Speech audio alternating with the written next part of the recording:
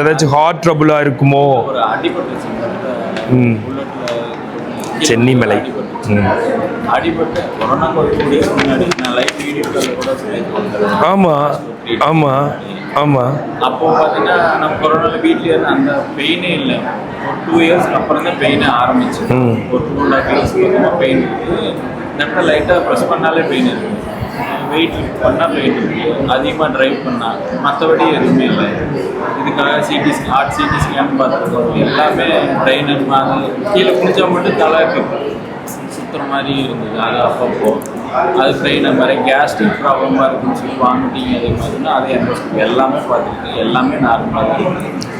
நமக்கு smoke drink அந்த மாதிரி எந்த இடத்துலையும் கிடையாது. ஆனால் இது என்ன தெரியுமா, நீங்கள் நினச்சது கிடையாது. உங்களோட டென்ஷன், ஸ்ட்ரெஸ்ஸு, டிப்ரெஷன், ஆங்ஸைட்டி, அது மாதிரி அந்த மன அழுத்தம் இருக்குல்ல, அது இது வழியாக போய் ஸ்பைனல் கார்டில் அழுத்தி கொஞ்சம் தேய்மானமோ இல்லை ஜவ்வு வீங்கிறது, ஜவ்வு தோத்தது, ஜவ்வு விலகி நரம்பு அழுத்திட்டு இருக்குது. இந்த மாதிரி ட்ரபுளை உருவாக்குது. அதுக்கு பேர் சர்வைக்கல் ஸ்பாண்டிலைட்டிஸ், டிஸ்பல்ஸ், டிஸ்ப்ரோட்ரூஷன், டிஸ்பிளாப்ஸ், பிரேக்கியல் நியூராலஜியா. அது பின்னாடி ஸ்பைனல் கார்டு இதயமும் பக்கத்தில் இருக்குது. அது அப்படியே ரேடியேட் ஆகி முன்னாடி வருது. நீங்கள் டவுட் பட்டு இதயங்கிற முடிவுக்கு வந்து அந்த டெஸ்ட்டாக எடுக்கிறீங்க. அந்த டெஸ்ட்டு பூரா நார்மல்னு வருது. உங்கள் டென்ஷனு இல்லைன்னா பைக்கு ரொம்ப ஓட்டியிருப்பீங்க, வெயிட் தூக்குற வேலை,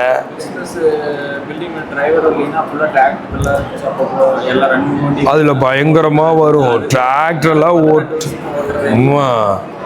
கம்மி வயசுனால தாக்கு பிடிச்சிங்க, 28 வயசுலயே வர வச்சுருக்கீங்க.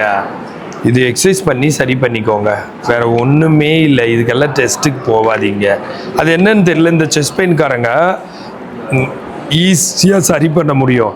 ஆனால் அதை எவ்வளோ சொன்னாலும் அது இதய நோயின்னு நினச்சிட்டு பெருசாக நினச்சிக்கிட்டு டெஸ்ட்டே எடுத்துகிட்டு இருக்கீங்க. டெஸ்ட்டு வந்து க்யூர் கிடையாது. க்யூருங்கிறது வந்து ட்ரீட்மெண்ட்டு தான் க்யூரு. டெஸ்ட் வந்து டயக்னோஸ், இன்வெஸ்டிகேஷன். சரியா? அதனால் அதை பண்ணாதீங்க. இப்போ எடுத்துக்கோங்க, நல்லாயிடும். உங்களுக்கு கம்மி டேஸ் எழுதுகிறேன். 10 days சர்வைக்கல்.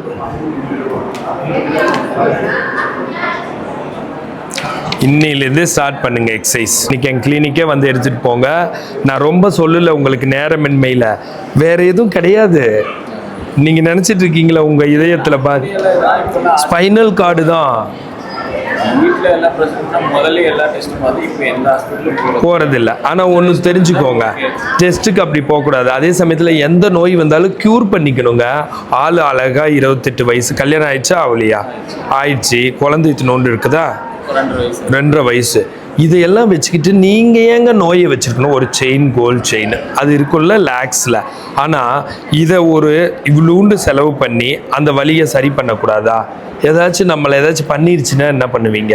கை கால் வராமல் பண்ணிடுச்சுன்னா என்ன பண்ணுவீங்க? விடக்கூடாது. எனக்கெல்லாம் ப்ரூஃப் இருக்குல்ல, நான் நல்லா பண்ணுவேன்னு தெரியும்ல. இல்லைன்னா வருவாங்களா பேஷண்ட்ஸு? சும்மா சோசியல் மீடியானா நான் வந்து மக்கள் நடுவில் வந்து நிற்கிற மாதிரி இவ்வளோண்டு குறை வச்சாலும் பெருசாக தெரிஞ்சிடும். குறையே இல்லைன்னா தான் தப்பிச்சு உட்காந்துருக்க முடியும் நான். புரியுதா? ஓப்பன் கமெண்ட்டை தடுக்க முடியுமா? கமெண்ட் அழிச்சா என் வீடியோ ஓடாது. நீங்கள் என்ன எழுதுனாலும் நான் அழிக்க மாட்டேன், எழுதிக்கோங்கன்னு விட்டுருவேன். ஆனால் எல்லோரும் நல்லதாக எழுதுறாங்க, ஏன்னா நல்லாகும். இது கண்டிப்பாக நல்லாகும். சரிங்களா? போய் எடுத்துக்கோங்க. வெட்டிய 1 lakh 1,80,000 நல்லா பண்ணுறவன் ஒரு 5,000 10,000 சொன்னால் வரவே மாட்டீங்க. வேஸ்ட்டாக பண்ணுறீங்க. ஹார்ட்டுன்னு பயந்தா எவ்வளோ வேணாலும் கொடுத்துட்றீங்க. இல்லைப்பா இது வந்து சர்வைக்கல், நான் எக்ஸசைஸில் சரி பண்ணுவேன்னா கொடுக்க மாட்டேங்கிறீங்க. 16 டாக்டரு, இன்னும் எத்தனை பேர்? ஆனால் டாப் ஸ்பெஷலிஸ்ட்டுக்கும் இந்த நோய்க்கு சம்மந்தம் இல்லை பாஸ். வீட்டில் எல்லாம் ஒவ்வொன்றா உங்களுக்கு புரியுற மாதிரி சொல்லணும்னா, கார் ரிப்பேர் ஆனால் கலெக்டர்கிட்ட போனால் விளங்குமா? மெக்கானிக்கிட்ட தானே போகணும். இது இப்போ நான் மெக்கானிக்னு வச்சுக்கோங்க, இது என்கிட்ட வர்ற நோய். இதுக்கு போய் ஹார்ட் டாக்டரை பார்த்தா அவர் மேலே இங்கேயும் பார்ப்பாரு, நீ எதுக்குப்பா இங்கே வந்த? மசில் பெயின் தான். மசில் பெயினை யார் சரி பண்ணுவாங்க? ஃபிசியோதெரபிஸ்ட்.